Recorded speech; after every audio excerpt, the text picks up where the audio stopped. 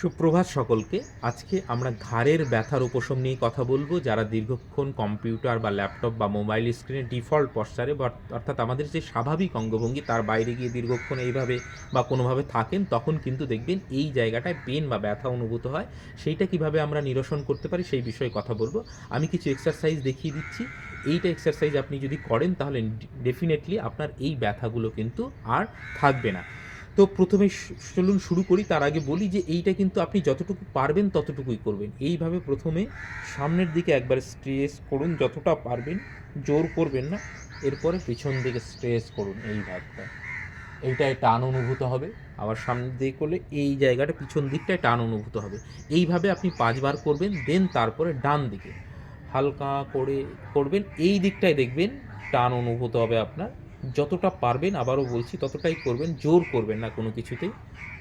আবার এই দিকে এইভাবে আপনি 5 বার সেট করবেন, ঠিক আছে? আবার ডান দিকে, আবার বাঁ দিকে, এইভাবে আপনি 5 বার করবেন।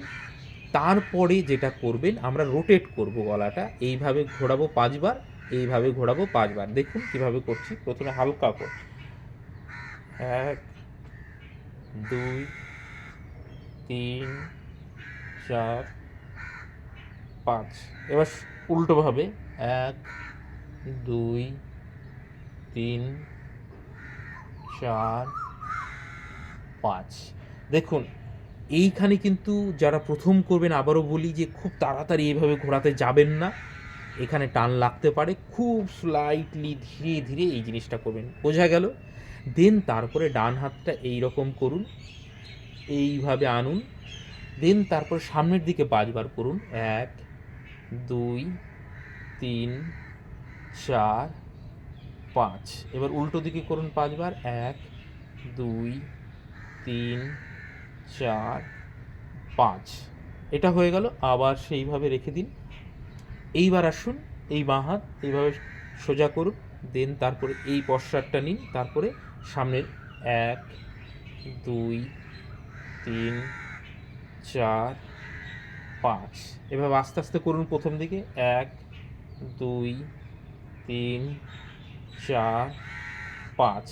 এই যে আমি যে সেটটা দেখালাম, এইটা যদি আপনি প্রতিদিন 5 মিনিট করেও করেন এবং এইভাবে 5টা করে সেট করেন, তাহলে দেখবেন এই জায়গার পেনগুলো কিন্তু আপনার চলে যাচ্ছে এবং এই জায়গার মাসেলগুলো কিন্তু আপনার যে স্ট্রেস নেওয়ার ক্ষমতা সেটা কিন্তু ধীরে ধীরে বাড়ছে। তাহলে আপনার প্রত্যহ জীবনে কিন্তু যে কাজগুলো করছেন আপনারা, তাতে কিন্তু দেখবেন এই ব্যথাটা যেই আপনার বিরক্তিটা দেয় সেটা কিন্তু আপনার নিরসন হয়ে যাচ্ছে এবং কোনো রকম কোনো মেডিসিন বা ছাড়াই কিন্তু এই সাধারণ কিছু ব্যায়ামের মাধ্যমে কিন্তু আপনি এই নেক পেইন বা এই গলার ব্যথাগুলো কিন্তু আপনি দূর করতে পারেন।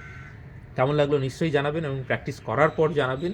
এবং ব্যথা যদি উপশম হয় নিশ্চয়ই আপনি কমেন্ট করবেন। আর আমি ডেফিনেটলি বলছি, এই জিনিসটা করার পর কিন্তু আপনার যে স্বাভাবিক যে পশ্চারের যে সেইটা যেমন স্বাভাবিক থাকবে, সেই সঙ্গে আপনার ডিফল্ট পশ্চার বা আপনার যে অস্বাভাবিক অঙ্গভঙ্গি দীর্ঘক্ষণ এইভাবে মোবাইল স্ক্রিনে থাকা, সেটাও কিন্তু আপনার দেখবেন যে স্ট্রেসটা এই মাসেলগুলোতে দিচ্ছে, সেটাও কিন্তু আপনার মাসেলটা নিতে পারবে এবং আপনার পেনটাও কিন্তু দূর হবে বা ব্যথাটা আর কিন্তু থাকবে না।